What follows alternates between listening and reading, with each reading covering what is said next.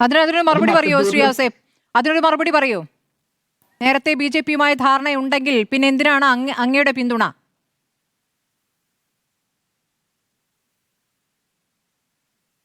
കോൺഗ്രസിന്റെ നേതാക്കള് എൻ്റെ വീട്ടിൽ വന്ന് എന്നോട് പറഞ്ഞ കാര്യമാണ് ഞാനിവിടെ പങ്കുവച്ചത്. ഈ കണക്ക് ഇവർ 4 പേര് വോട്ട് ചെയ്യോ 3 പേര് വോട്ട് ചെയ്യോ എന്നൊന്നും അവിടെ അവർ പ്രതിപാദിച്ചില്ല. നമ്മൾ ഭരിക്കും എന്ന് മാത്രമേ പറഞ്ഞുള്ളൂ. 4 പേരോ 3 പേരോ 2 പേരോ അത് ഇവർ തമ്മിലുള്ള ഡീലാണ്. അത് നമ്മൾക്ക് അറിയാൻ കഴിയില്ല.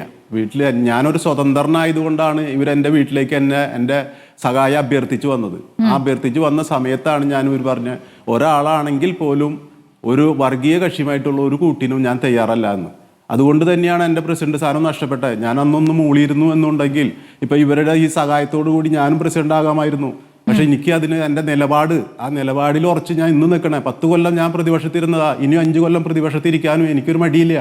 എത്ര കാലം ഞാൻ ഈ രംഗത്തുണ്ടെങ്കിലും ഈ വർഗീയ കക്ഷികളുമായിട്ടൊരു കൂട്ടുകൂടിയിട്ടുള്ള ഒരു ഭരണം എനിക്ക് വേണ്ട.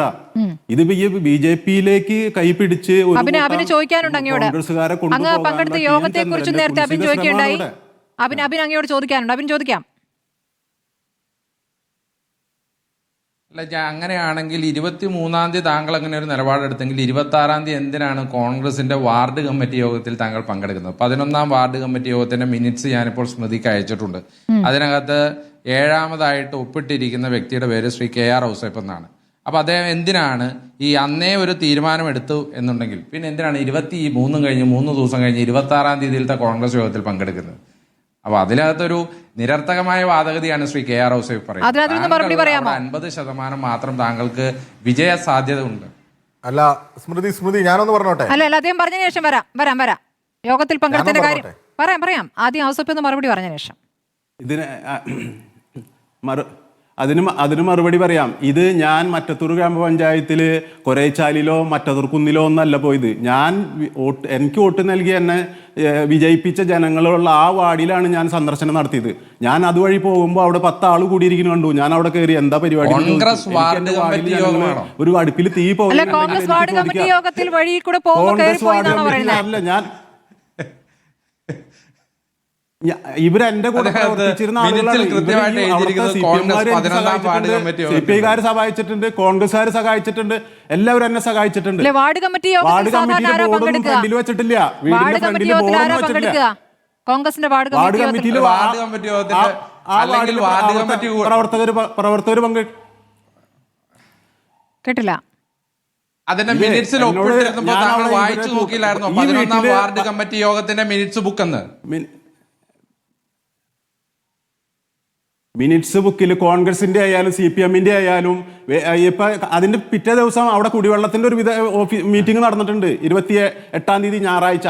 അന്ന് ആ മീറ്റിംഗിൽ ഞാൻ പങ്കെടുത്തിട്ടുണ്ട്. മീറ്റിംഗുകളിലൊക്കെ പങ്കെടുക്കുന്നത്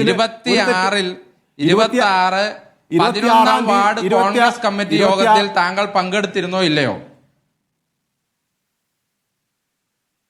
ഞാൻ അതുവഴി പോയിപ്പോ അവിടെ ഒരു 10 ആളെ കണ്ടു. കോൺഗ്രസ് കൂട്ടായ്മയാണെന്ന് 10, 25, 50 ആള് വേണ്ട, ആകെ 10 ആളാണ് അവിടെ ഉണ്ടായിരുന്നത്. ആ വാർഡിൽ ഞാൻ കയറിയിരുന്നു. എന്താണെന്ന് അറിയാം, അവര് ഇലക്ഷൻ വിലയിരുത്തലായിരുന്നു. വാർഡ് കമ്മിറ്റിയിൽ എങ്ങനെ 25 പേര്? 10 പേരല്ലേ കമ്മിറ്റിക്കാരല്ലേ കാണുള്ളൂ, പിന്നെ എങ്ങനെ കൂട്ടായ്മ കാണുന്നത്? വാർഡ് കമ്മിറ്റി അല്ല ഉദ്ദേശിക്കുന്ന അവര്. വാർഡ് കമ്മിറ്റി അല്ല, കോൺഗ്രസിന്റെ കമ്മിറ്റി അതല്ലേ, അല്ലാണ്ട് വാർഡ് കമ്മിറ്റിയാണോ? ഞാൻ അവിടെ കോൺഗ്രസിന്റെ കമ്മിറ്റി എന്ന് എഴുതിയ മിനിറ്റ്സ് ബുക്കിലല്ലേ താങ്കൾ 7ാമതായി പേരൊപ്പിട്ടിരിക്കുന്നത്? അങ്ങനെയാണെങ്കിൽ താങ്കൾ ആ മിനിറ്റ്സ് ബുക്കിൽ കോൺഗ്രസ് വാർഡ് കമ്മിറ്റി എന്ന് കണ്ടാൽ താങ്കൾ ഒപ്പിടാതിരിക്കില്ലേ? താങ്കൾ ഇത്ര വലിയ വർഗീയ ശക്തിയുമായി കൂട്ടുകൂടുന്ന കോൺഗ്രസ് ആണെങ്കിൽ ഒപ്പിടാതിരിക്കില്ലേ? താങ്കൾ എന്തിനാണ് കോൺഗ്രസിന്റെ 11ാം വാർഡ് കമ്മിറ്റി യോഗം കൂടുന്ന സ്ഥലത്ത് അതിൽ 7ാമതായി താങ്കൾ മിനിറ്റ്സ് ബുക്കിൽ ഒപ്പിട്ട് പേരെഴുതിയത് എന്തിനാണ്? സ്മൃതി ഞാനൊന്ന് ഇടപെട്ടോട്ടെ. നിങ്ങൾ അതിന്റെ 8ാമത്തെ ആളുടെ പേരൊന്ന് വായിച്ചാൻ. അല്ല, എട്ടാമത് ഒപ്പിട്ട ആളുടെ പേരൊന്ന് വായിച്ചാൻ. ആരുടെ പേരാണെങ്കിലും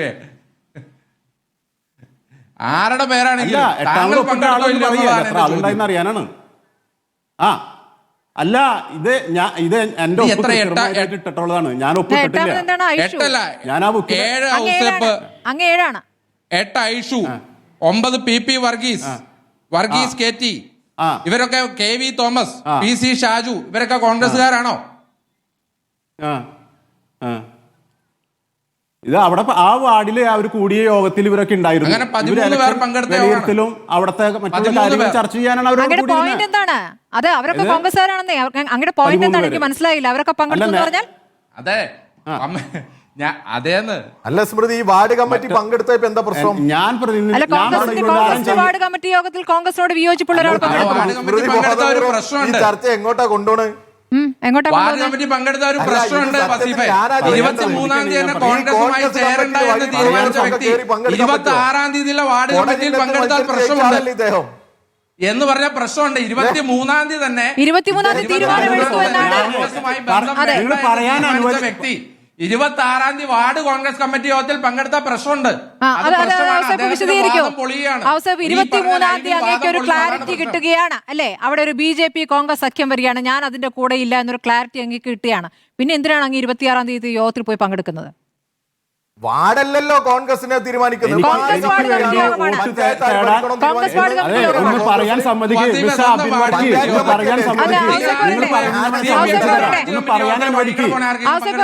പറയാൻ മാത്രം കേൾക്കാനാണോ എന്നെ വിളിച്ചിരുത്തി? അല്ലല്ല, അങ്ങ് പറയൂ, അങ്ങയുടെ സമയമാണ്, അങ്ങ് പറയൂ.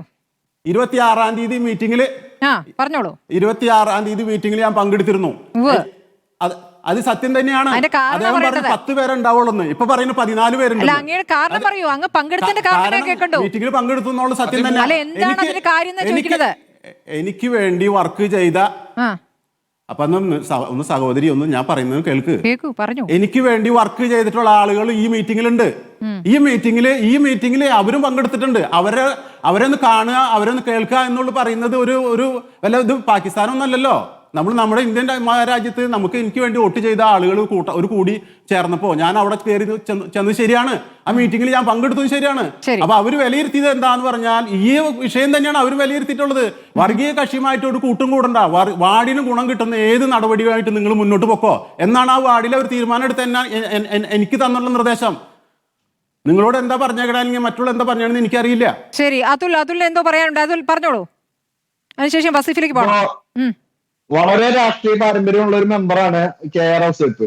അങ്ങനെയാണെങ്കിൽ ഇപ്പൊ നമ്മളാണ് ഇങ്ങനെ ഒരു മെമ്പറായിട്ട് ഇങ്ങനെ ഒരു ന്യൂസ് കിട്ടി കഴിഞ്ഞാൽ 23-ാം തീയതി കിട്ടിയിട്ട് ഇന്നത്തെ ദിവസം വരെ ഇത് എന്തുകൊണ്ട് ഔസേപ്പ് പുറത്തുവിട്ടില്ല? ഒപ്പം പ്രവർത്തിച്ച ആളുകളുടെ അടുത്ത് എന്നാണ് ഔസേപ്പ് ഈ കാര്യം വ്യക്തമാക്കിയത്? 23-ാം തീയതി രാത്രി ഇങ്ങനെ ഒരു കാര്യം അറിഞ്ഞപ്പോൾ ഒരു ഫേസ്ബുക്ക് കുറിപ്പിലോ അല്ലെങ്കിൽ എന്തെങ്കിലും ഒരു പ്രസ് ക്ലബിലോ എങ്ങനെയെങ്കിലും ഈ ഔസേപ്പിന് ഇത് ഒപ്പം നിന്ന് ഓരോരുത്തെങ്കിലും ഈ കാര്യങ്ങൾ പറയായിരുന്നല്ലോ. അപ്പോ ഇത് കൂടി ആലോചിച്ചിട്ട് കുറച്ച് വൈകി കിട്ടിയ സ്ക്രിപ്റ്റ് ആണ് ഇന്ന് ഔസേപ്പ് പുറത്തുവിട്ടത്. അല്ലെങ്കിൽ 23-ാം തീയതി കഴിഞ്ഞിട്ട് ഇത്ര ദിവസം ഉണ്ടായിട്ട് ഈ കഥ എന്തുകൊണ്ട് പുറത്തു വന്നില്ല? ഔസേപ്പ് ഇത് എത്ര പേരോട് ഒപ്പം വോട്ട് ചെയ്ത വാർഡിലെ ആളുകളുടെ അടുത്ത് പോലും എന്തുകൊണ്ട് ഔസേപ്പ് മിണ്ടിയില്ല? കാരണം ഇത് ഈ CPM ആയിട്ട് കൂട്ടുകൂടിയിട്ട് ഒരു കഥ ഉണ്ടാക്കാനായിട്ട് ലേറ്റ് ആയി. അതുകൊണ്ടാണ് ഇന്ന് പുറത്ത് വന്നത്. കഥയാണ്, സ്ക്രിപ്റ്റ് ആണിത്. ശരി, ഞാൻ വസീഫിലേക്കും അബിലേക്കും വരാം. വസീഫ്,